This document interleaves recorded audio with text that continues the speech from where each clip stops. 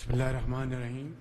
Your Excellency President Donald J. Trump, members of the Board of Peace, distinguished guests, ladies and gentlemen, Assalamu alaikum and a very good morning.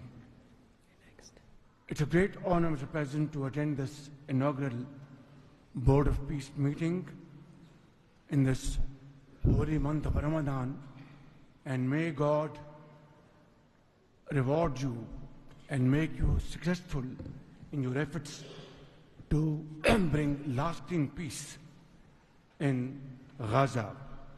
Mr. President, we deeply appreciate your unique initiative and your dynamic leadership in advancing peaceful solutions to conflicts across the globe.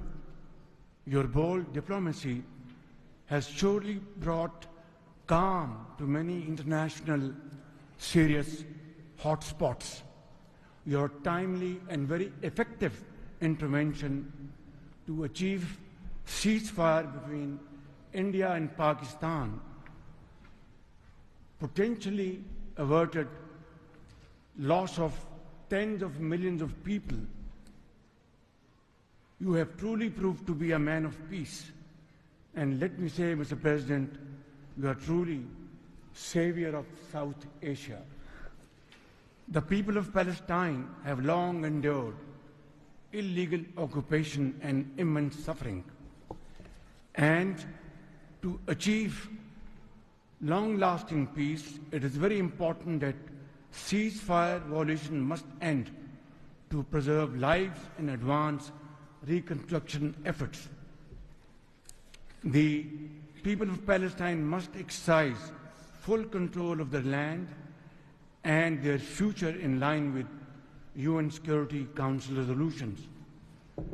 Mr. President, we must work together towards a credible pathway to Palestinian self-determination through the establishment of an independent, sovereign, and contiguous state of Palestine in line with the relevant resolutions.